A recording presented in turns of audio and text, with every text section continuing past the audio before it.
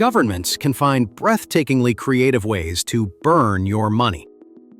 From empty airports to robot towel folders, bureaucracy loves absurd projects.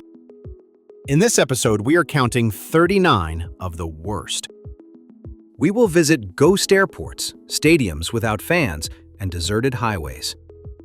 We will follow money that built tunnels to nowhere and turtle underpasses. Some stories are funny, some are frustrating, and some feel unbelievable. By the end, you may never read a budget headline the same. You will recognize famous scandals, but also quieter disasters buried in paperwork. So buckle up, because bureaucracy is about to give us a tour. Alaska's bridge to nowhere swallowed hundreds of millions in funding. Alaska ended up with a lonely road and national embarrassment. The infamous Gravina Island Bridge project was supposed to link Ketchikan. In the early 2000s, Congress quietly tucked in a massive earmark. Locals imagined a grand span over Alaska's Inside Passage ferry route. Then, national reporters realized barely a few thousand people lived there. Late-night comedians turned the bridge to nowhere into shorthand waste. Under pressure, federal officials stripped the earmark, but left Alaska's cash. State leaders still built an expensive access road leading to empty shoreline. Drivers today reach a dead end, staring at water and questions. Pentagon's $640 toilet seat became the poster child for waste. Before memes, the Pentagon's pricey toilet seat became America's budget joke. In the 1980s, auditors uncovered bizarre prices on basic hardware. Still, that single toilet seat remains shorthand whenever someone says wasteful spending. The $435 hammer and $7,600 coffee maker outraged Pentagon watchdogs. The toilet seat scandal didn't stand alone on Pentagon spreadsheets. Investigators soon found a simple hammer billed at hundreds of dollars. Even a galley coffee maker on one aircraft carried a shocking price. These weren't jewel-encrusted tools. They were ordinary gear for military maintenance. Officials blamed spare parts accounting, bulk orders, and complicated inventory systems.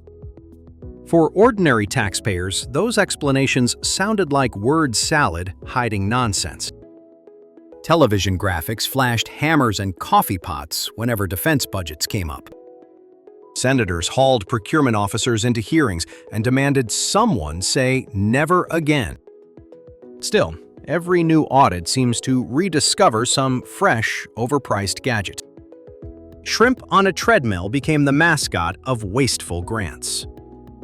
Of all strange research images, nothing beat the shrimp on treadmills. Around the early 2010s, critics spotlighted a marine biology experiment's setup. Researchers studied how disease and low oxygen affected shrimp movement. To do that, they built tiny water treadmills powered by aquarium pumps. A single photo showing a shrimp jogging instantly escaped the scientific context. Television hosts mocked it as proof that grants had gone insane. Politicians asked why taxpayers were supposedly funding shrimp fitness programs. The scientists kept explaining they spent very little on the contraption itself. By then, the meme was unstoppable, marching across headlines and hearings. Congress funded a remote teapot museum few tourists ever visited. Some museums start with great collections. This one started with earmarks. In rural North Carolina, backers pitched a glossy new teapot museum. They promised tourism, jobs, and visitors drawn to ceramics along the highway. Congress quietly slipped millions into a bill to help build it. Critics wondered who would drive hours just to see kettles. Newspapers ran photos of ornate teapots beside charts showing ballooning deficits. Under public pressure, federal support evaporated, and plans kept shrinking downward. Local organizers struggled to keep momentum once the national spotlight turned harsh. Today, the story survives mostly as a punchline about porcelain and pork. Millions spent on a turtle tunnel so reptiles could cross safely. At first glance, saving turtles from traffic sounds pretty reasonable. Along a Florida highway, biologists tracked thousands crushed while crossing between wetlands. They proposed an underground tunnel with fences guiding the reptiles toward safety. Transportation officials eventually approved an elaborate system costing several $million. Construction crews installed culverts, concrete walls, and special escape ramps between lanes. When reporters visited later, they mostly saw empty passages and puzzled turtles. Critics argued cheaper warning signs might have offered similar protection overall. Supporters countered that long-term data would eventually prove the investment. Meanwhile, the tunnel joined every late-night monologue about quirky government projects. Spain's Ciudad Real ghost airport opened, emptied, and then was auctioned. Few airports become ghost stories while still looking shiny and brand new. In central Spain, developers built Ciudad Real Airport during the boom years. It boasted a long runway, modern terminal, and dreams of international flights. Then the financial crisis hit, and airlines simply never really came. Passengers became so rare that locals compared it to movie sets.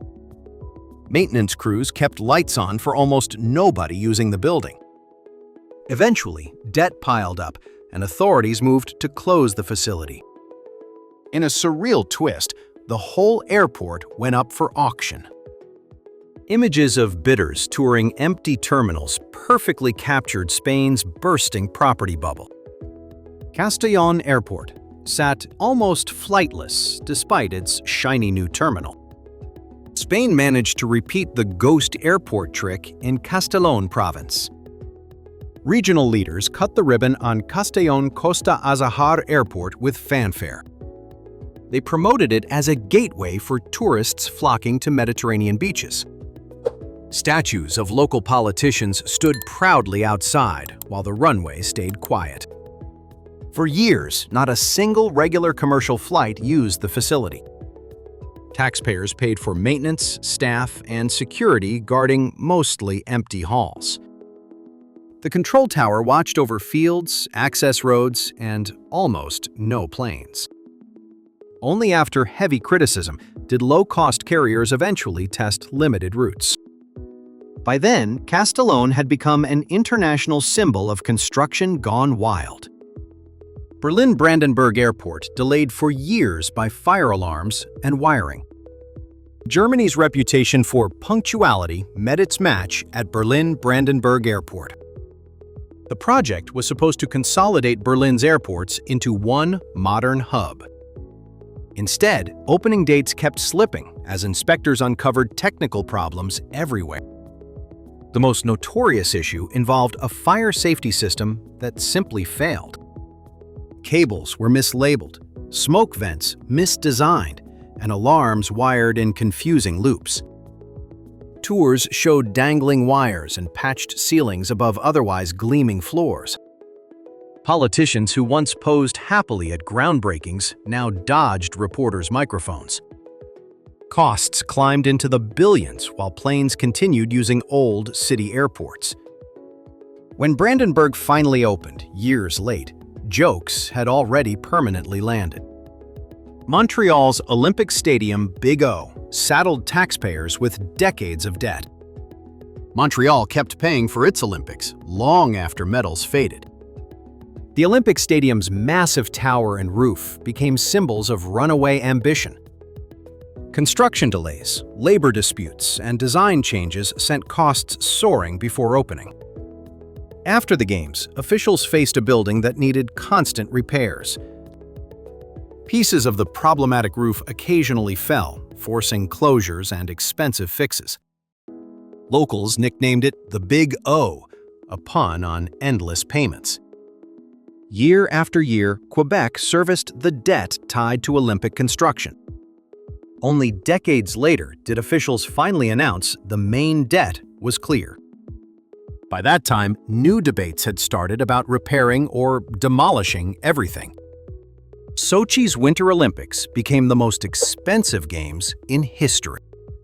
Sochi proved that hosting winter sports in a subtropical resort isn't cheap. Russia poured huge sums into turning a seaside town into venues. Brand new arenas rose near the Black Sea alongside carefully landscaped promenades. Farther inland, workers carved ski runs and roads into the Caucasus Mountains. Stories emerged about worker dormitories, rushed construction, and contracts awarded to friends. Analysts estimated total spending in the tens of billions, dwarfing previous games.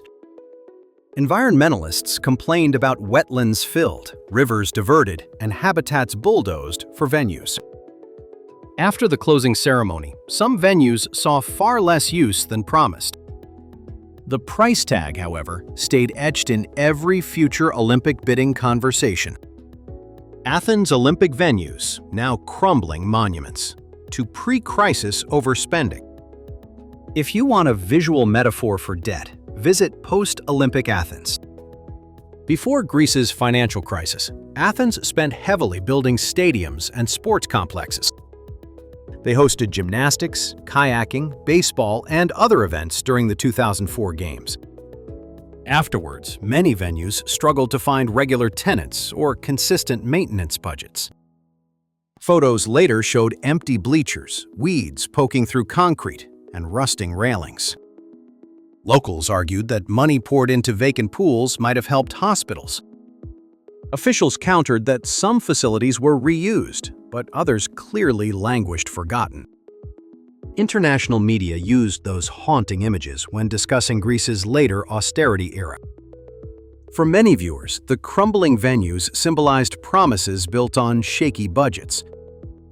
Brazil's World Cup arenas host tiny crowds in billion-dollar stadiums. Brazil's love for soccer didn't guarantee packed seats in every new stadium. Ahead of the 2014 World Cup, Brazil constructed or upgraded multiple arenas. Manaus and Brasília received huge venues, despite lacking strong local clubs. During the tournament, crowds cheered international matches under brand-new roofs. Afterwards, regular games often drew only a few thousand spectators at best. Maintenance bills, security costs, and staffing quickly ate into local budgets. Images circulated of nearly empty stands surrounding pristine green pitches and scoreboards. Citizens questioned why health clinics and schools had not seen similar investment. The phrase "White Elephant Stadium" became part of everyday political conversations there. South Africa's World Cup stadiums struggle for any post-tournament purpose. South Africa told a similar story after hosting its own World Cup. In 2010, massive stadiums rose in cities like Cape Town and Durban. They delivered unforgettable matches, vuvuzela noise, and truly global television moments. After the final whistle, finding everyday uses for each stadium proved difficult. Some arenas were too large and expensive for local club attendance patterns. Maintenance crews still had to mow fields, run lights, and repair seats. Municipal officials experimented with concerts, conferences, and occasional international events. Critics noted ticket sales often barely dented the ongoing operating costs. For many citizens, empty seats reminded them of pre-tournament promises. China's Ghost Cities Showcase. Endless empty towers, malls, and highways. Imagine walking through a brand new city where almost nobody lives. That's the image many people saw in reports about China's ghost cities. During rapid growth, local governments encouraged huge real estate projects inland. Developers built apartment towers, shopping malls, and wide boulevards ahead of demand. Cameras later captured silent streets, empty storefronts, and unsold units everywhere. Officials insisted residents would gradually move in as economies around them grew. Critics worried that local debt and speculative building had gone too far. Some districts eventually filled up, others still show rows of unlit windows. Either way, the phrase "ghost city" stuck as a global warning label. California high-speed rail promised bullet trains, delivered lawsuits and dirt. California's high-speed rail project began with sleek renderings and big dreams. Voters were promised fast trains linking Los Angeles and San Francisco. Over time, costs rose, while political battles raged over routes. Planners eventually focused on building an initial segment through California's Central Valley. Construction crews moved earth, raised viaducts, and left stretches of pillars. Meanwhile, lawsuits challenged land acquisitions, environmental reviews, and federal grant conditions. News helicopters filmed expensive bridges over fields with no track installed yet. Supporters argue the long-term benefits justify delays and frustrating headlines.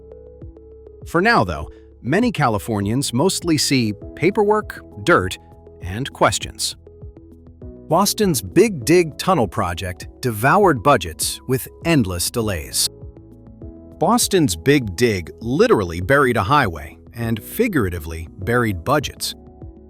The project rerouted Interstate 93 into tunnels beneath downtown Boston's busy streets. Initial estimates looked high but somewhat manageable for such a massive undertaking. As work progressed, problems surfaced with soil, design changes, and complex interchanges.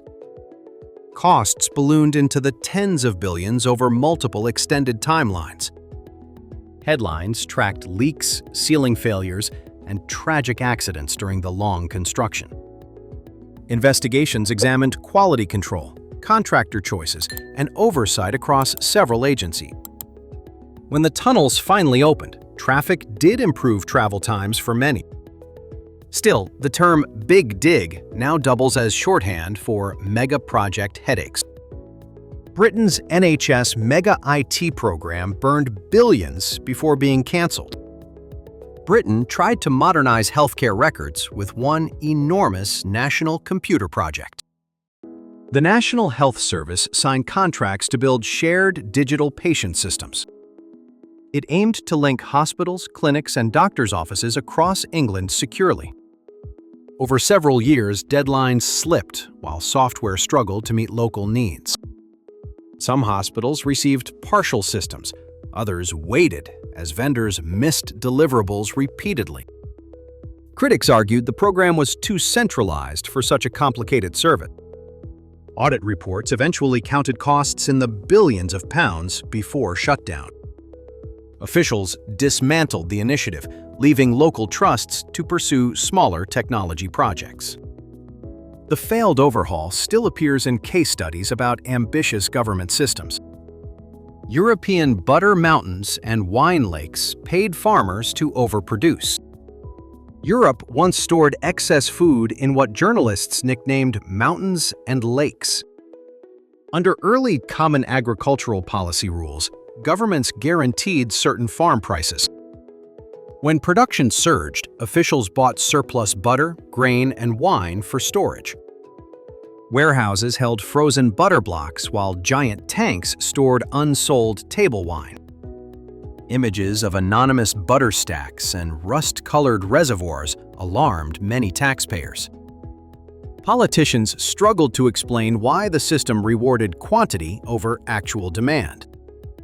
Reforms gradually cut guaranteed prices and introduced limits to curb overproduction.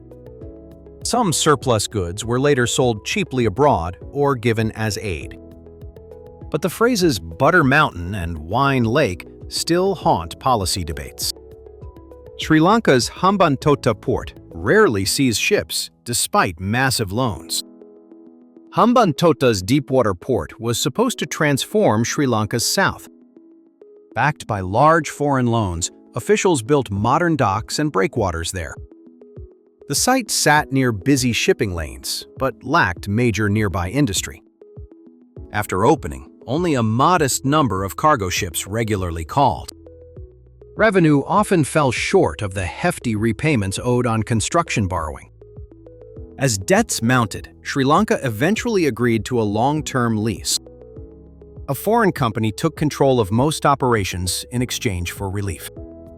Critics pointed to Hambantota when warning about infrastructure built with heavy loans. Supporters still hope surrounding industrial zones will finally bring ships and cargo. Sri Lanka's Matala airport became famous as the world's emptiest terminal. Not far from Hambantota, another Sri Lankan megaproject struggled even more visibly. Matala Rajapaksa International Airport opened with a long runway and modern terminal. It was meant to attract tourists and cargo from across the region. Instead, airlines largely stayed away, leaving only a handful of scheduled flights. Journalists visiting filmed echoing halls and nearly empty check-in counters. Wildlife even wandered nearby, prompting stories about elephants crossing unused access roads. Operating costs continued, while passenger numbers remained tiny year after year. Critics dubbed it the world's emptiest international airport and questioned planning assumptions. Over time, officials searched for alternative uses, including storage and training activities. Japan poured concrete and built bridges to nowhere across quiet valleys. During Japan's long slump, public works spending tried to keep economies moving. Rural regions saw roads, tunnels, and bridges appear in thinly populated areas. Some projects stopped midstream, leaving isolated spans ending abruptly above riverbeds. Photographers documented tall concrete pillars rising from forests with no roadway attached. Local contractors welcomed the jobs, while younger residents increasingly moved to cities. Critics argued the concrete spending propped up politics more than communities themselves. Supporters claimed better infrastructure might eventually lure businesses back into countryside valleys. Decades later, some lonely bridges still stand as monuments to fiscal stimulus. Tourists sometimes stop, snap photos, and wonder what road was ever planned. A garden bridge for London consumed millions without pouring real concrete.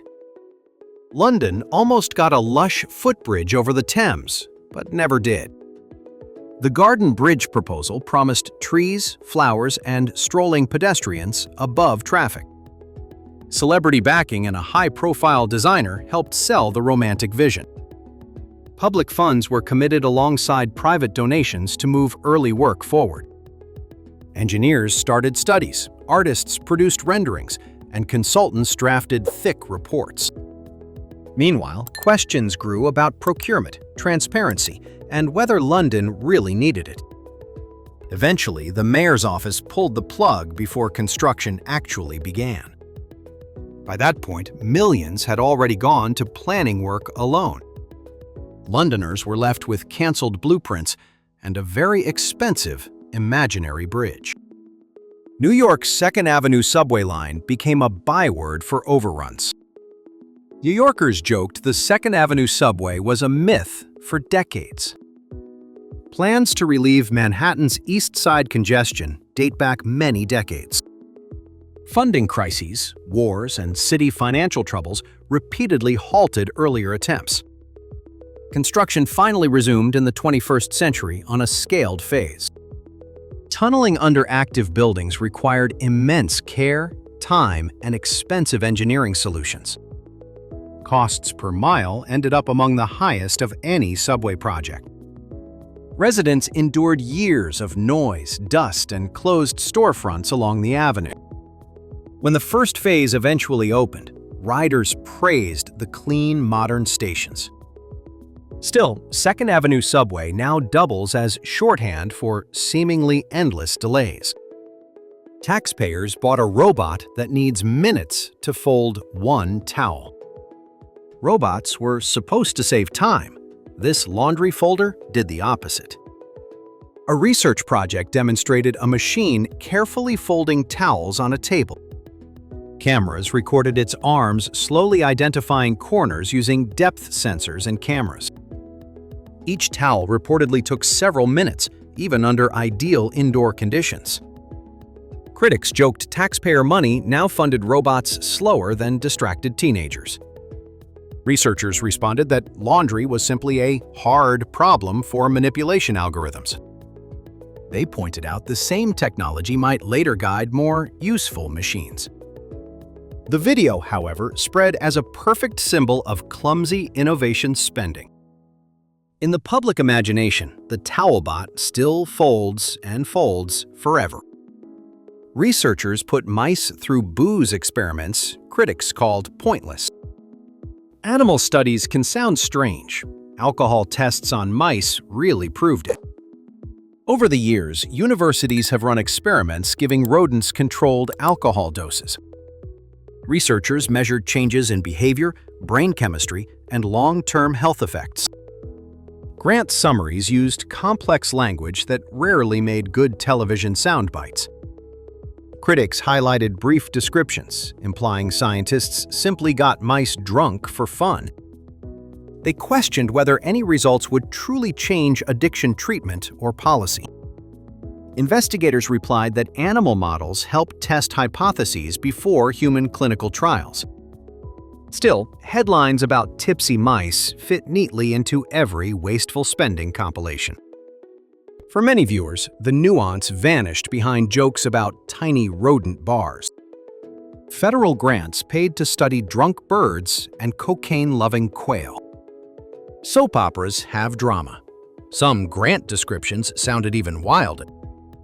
Critics once seized on studies involving quail given cocaine and birds alcohol. Scientists were exploring how substances affected behavior, mating, and decisions under stress. Those explanations disappeared quickly once a few phrases hit talk radio hosts. Callers joked about party birds funded by hard-working families' tax payments. Lawmakers held hearings waving printouts mentioning cocaine and quail together. Researchers patiently described addiction pathways, neural circuits, and the need for models. Nuance again lost. The projects lived on mainly as late-night punchlines. In public memory, nobody remembers the data, only the joking headlines. Billions in pandemic protective gear were written off as unusable. During the pandemic rush, governments bought mountains of masks, gowns, and gloves. Officials faced urgent shortages and scrambled to buy protective gear from suppliers. Some shipments arrived late, after demand eased or standards had already changed. Others turned out defective, poorly labeled, or unsuitable for frontline medical settings. Warehouses filled with boxes officials later classified as expired or unusable. Audits counted huge sums in written-off inventory across agencies. Critics argued better coordination might have reduced panic buying and duplication. Defenders said chaotic global markets left little time for perfect planning. Either way, mountains of unused gear became silent monuments to emergency procurement. Ghost workers collected government salaries without existing on paper. Sometimes the most wasteful hire is a person who isn't there. Around the world, audits periodically uncover so-called ghost workers on payrolls. Names appear in salary records, but no one shows up at desks. Supervisors may be complicit, receiving kickbacks, or simply ignoring outdated lists. In some countries, relatives of officials quietly draw wages for phantom positions. Whistleblowers and investigative journalists sometimes expose the scheme with dramatic examples. Governments respond by purging roles, requiring ID checks, and updating attendance systems. Yet, years later, new reports describe fresh ghost workers in departments. For taxpayers, it's hard to swallow paying salaries to literal nobody. Agencies rented office space that sat completely empty for years. Imagine signing a long lease and then never really moving in. Government audits occasionally reveal agencies paying rent on unused or underused buildings.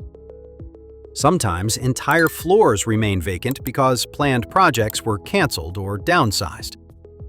In other cases, departments relocate but forget to terminate older lease agreements. Lobbies stay spotless, lights hum, and security guards watch almost nobody. Year after year, taxpayers fund heating, cooling, and cleaning for empty spaces. Managers often blame slow bureaucracy, contract penalties, or complicated property arrangements. Reform campaigns promise better tracking of real estate and shared office plans. Until those systems truly work, some hallways will echo only cleaners. Custom government software projects scrapped after off-the-shelf tools emerged. Sometimes agencies spend years coding systems that commercial software later easily replaces. Large departments commission bespoke platforms for email, scheduling, or document management. Contractors build complex solutions, while technology trends outside government move quickly forward. By system completion, cloud-based services often offer much better features. Audits then find millions spent on software that never fully launches. Employees quietly continue using familiar commercial tools to actually get work done. Project managers cite shifting requirements, security reviews, and changing leadership priorities. Reformers push for buying adaptable products first and customizing only when necessary. Still, new ambitious software ideas keep appearing on budget requests every year. Brand new police cars sat in lots until their warranties expired. In some cities, shiny new police cruisers gathered dust instead of mileage. Auditors discovered rows of vehicles parked in storage yards behind station fences. Departments had ordered replacements, but delayed putting them into service for years. Reasons ranged from budget disputes to backlogs installing radios and equipment. Meanwhile, warranties on the idle cars quietly ticked away in parking lots. Taxpayers essentially paid for years of coverage those vehicles never actually used. Reporters interviewed officers still patrolling in older, high-mileage, maintenance-heavy models. City leaders promised better fleet management and closer tracking of deployments. For residents, unused cruisers quickly became an easy symbol of waste. Public housing towers demolished soon after expensive refurbishment projects. Few things feel more wasteful than renovating buildings right before demolition. In several cities, public housing blocks underwent costly repairs and upgrades. Crews installed new windows, elevators, and insulation to improve residents' daily lives. Not long afterward, policymakers shifted strategies towards smaller units and mixed developments. Decision-makers then voted to clear the same towers they'd just modernized. Demolition equipment tore through fresh fixtures, while cameras recorded collapsing concrete walls. Residents watched work they'd endured, noise and dust included, vanish into rubble. Officials argued the long-term plan offered better housing and safer neighborhoods. Still, the refurbish then destroy sequence looked brutal on any balance sheet. An overbuilt local conference center hosts a handful of events yearly. Many towns dream of becoming conference destinations. Some overbuild, chasing that dream. A municipality approves a huge convention hall with gleaming glass and atriums. Consultants forecast thousands of delegates and full hotels almost every month. After opening, bookings turn out to be occasional trade shows and graduations. Maintenance crews still clean vast foyers and climate control mostly empty halls. Local papers show small groups dwarfed by rows of vacant seats. Officials insist marketing will eventually attract more conferences and visiting organizations. Residents quietly ask whether upgrading schools or roads might have been wiser. Until bookings grow, the building stands as a monument to optimistic projections. An elegant municipal opera house opens, then fights to fill seats. A new opera house can crown a city's ambitions or strain them. Some municipalities built stunning theaters with marble lobbies and world-class acoustics. Construction budgets stretched local finances, but officials hoped prestige would bring donors. Once open, programming teams struggled to attract enough audiences for expensive productions. Balconies sometimes sat half-empty during ambitious operas requiring large orchestras. Subsidies from city budgets kept ticket prices lower than actual operating costs. Critics wondered whether modest venues or touring partnerships might have worked better. Supporters argued that great art always needs investment before traditions take root. Meanwhile, the glittering building symbolized both pride and pressure for local taxpayers. High-tech smart parking meters cost a fortune, then constantly malfunctioned. Parking meters rarely go viral, unless they break in very expensive ways. Several cities installed smart meters accepting cards, apps, and detailed data tracking. Contracts covered hardware, networking, and software platforms, promising real-time occupancy maps. Once deployed, some systems froze, crashed, or rejected payments during busy periods. Drivers faced flashing error messages where simple coin slots used to be. Technicians raced between neighborhoods, resetting devices that were supposed to be smart. Newspaper stories calculated the installation costs against the unpredictable revenue they generated. Officials blamed software bugs and vendor problems while promising updates and patches. For many drivers, though, the machines became symbols of overcomplicated city tech. Taxpayer-funded mobile apps launched, crashed, and quickly disappeared. App stores quietly hold graveyards of government apps nobody really used. Departments have released tools for tourism, reporting potholes, or accessing public information. Development contracts pay for design, coding, and marketing buzz around the launch. Once live, some apps crash frequently, drain batteries, or demand confusing logins. Users leave low ratings, then quietly delete the icon from home screens. Within a year or two, updates stop and download links eventually disappear. Audits sometimes discover ongoing maintenance fees for services barely receiving any traffic. Officials argue they were experimenting with digital services, even if versions flopped. To many residents, the episode looks like coding money into trash. An expensive official government mobile game barely anyone downloaded. If a game launches but nobody plays, development money still disappears. Some agencies funded educational games meant to teach history, safety, or civics. Developers built colorful levels, characters, and quizzes tailored to specific age groups. Marketing often relied on press releases and maybe a single launch event. Without ongoing promotion, downloads stayed tiny compared with popular commercial titles. App Store reviews, when they existed, sometimes complained about clunky controls. Within a short time, updates stopped and servers quietly shut down. Budget documents, however, still list the cost of creating the forgotten game. For players who did try it, the whole experience felt like homework. Luxury government training retreats featured golf resorts and empty classrooms. Training is important, but sometimes the chosen venue sends the wrong message. Watchdogs have highlighted official retreats held at upscale resorts with golf courses. Agencies booked conference packages including spa access, catered meals, and scenic views. Attendance records later showed small groups actually participating in the scheduled sessions. Photos surfaced of nearly empty meeting rooms beside busy leisure facilities. Officials argued the locations allowed focused learning away from everyday office distractions.